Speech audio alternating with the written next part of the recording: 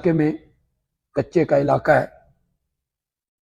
تقریر میری ہوئی، تقریر کروانے والی ایک عورت تھی، وہ ملازم تھی سرکاری، کہیں سنا ہمارا دورہ تفسیر وغیرہ، پھر پڑھا، اس نے تقریر کروائی۔ انتظام کرنے کے لیے اس نے اس گاؤں کے 2 نوجوان آگے کیے، انتظام و انصرام بھائی آپ کریں گے، خرچہ سارا میں کروں گی، تو یہ تقریر ہو ان کی۔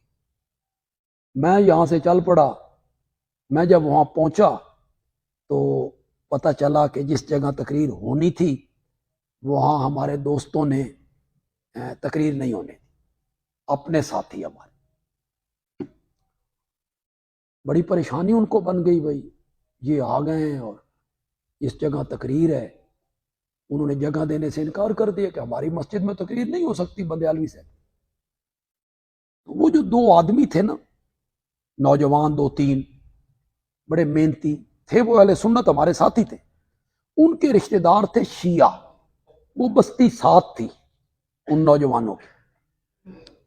انہوں نے جا کے اہل تشیع سے بات کی، اس طرح کا بات ہے اور عالم ہیں اور تقریر کے لیے آ گئے ہیں، انہوں نے منع کر دیا ہے، تو آپ ہمارے ساتھ ملیں اور یہ تقریر کروائیں۔ انہوں نے آخیا کرو، ہم بھی آئیں گے، سنیں گے بھی صحیح۔ وہ ایک گھر میں انتظام کیا، اوپر کالا جھنڈا لگا، تو تقریر میری، وہ بھی آئے۔ میرے لیے پریشانی بن گئی کہ میں یہاں کیا کہوں، ان کے متعلق کوئی بات کروں تو یہ کہیں گے بھائی چنگی جا دیتی ہے، تو میرے لیے پریشانی بنی۔ لیکن پھر اللہ نے میرے ذہن میں ایک موضوع اللہ نے ڈال دی۔ کئی مرتبہ ایسا ہوتا ہے کہ ہم سوچ کے کچھ جاتے ہیں، جب سٹیج پہ بیٹھتے ہیں اس وقت کوئی واقعہ ایسا ہوتا ہے کہ ذہن کسی اور طرف پھر جاتا ہے۔ موضوع میں نے یہاں سے شروع کیا، حسنین کریمین کی عظمت سے، پھر وہ تو داد دیتے ہیں، اور ہمارے سامعین جو ہیں ایک گوڈیاں سر دے کے بند، مجال ہے یہ اوپر دیکھیں یا ان کے چہرے پہ مسکراہٹ آئے، بندہ دب انہوں نے موت آئی ہے۔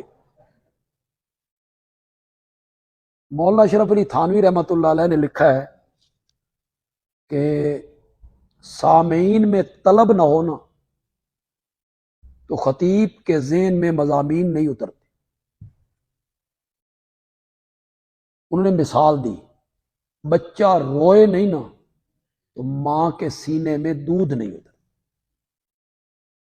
سامعین طلب کرے نا، خواہش کرے، چہرے پہ بشاشت ہو، کوئی سر ہلائیں، کوئی زبان ہلائیں، خوشی، تو خطیب کے ذہن میں مضامین جو ہیں یہ اترتے۔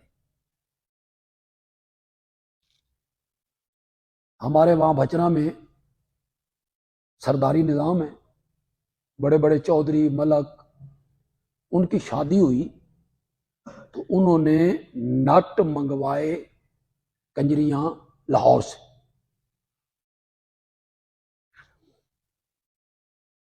جس جگہ پہ انہوں نے انتظام کیا ملکوں کے لیے الگ سے صوفے لگائے گئے، اور ان نٹوں نے کنجریوں نے گانا بجانا شروع کیا۔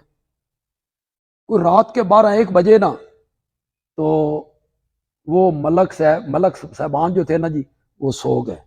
تو وہ جو نٹ تھے نا وہ کہنے لگے اساں فانوے کھا رہے ہیں،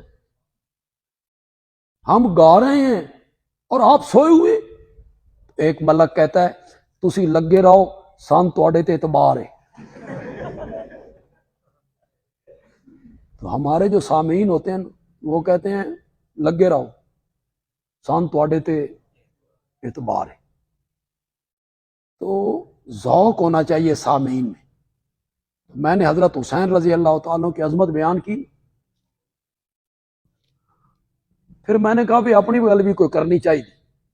پھر میں نے وہاں یہ اس بات پہ گفتگو کی کہ یہ جتنی عظمتیں میں نے ذکر کی ہیں، جتنی فضیلتیں میں نے ذکر کی ہیں حضرت حسین رضی اللہ تعالیٰ عنہ کی، یہ سب ثانوی درجے کی. پہلی عظمت حضرت حسین کی یہ ہے کہ وہ میرے نبی کا صحابی، اور یہ صحابی ہونا کتنا بڑا مقام ہے. پھر اس میں نے صحابہ کا مقام بیان، صحابہ کا درجہ کیا ہے. پچھلی ساری امت مل جائے، ایک صحابی کے پاؤں کے تلووں کو بھی ہاتھ نہیں لگا.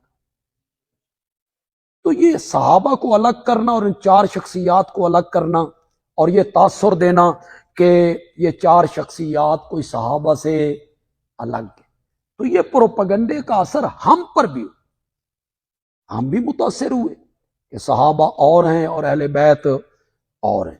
تو یہ آیت کس بارے میں ہے جی؟ ازواج مطہرات کے بارے میں.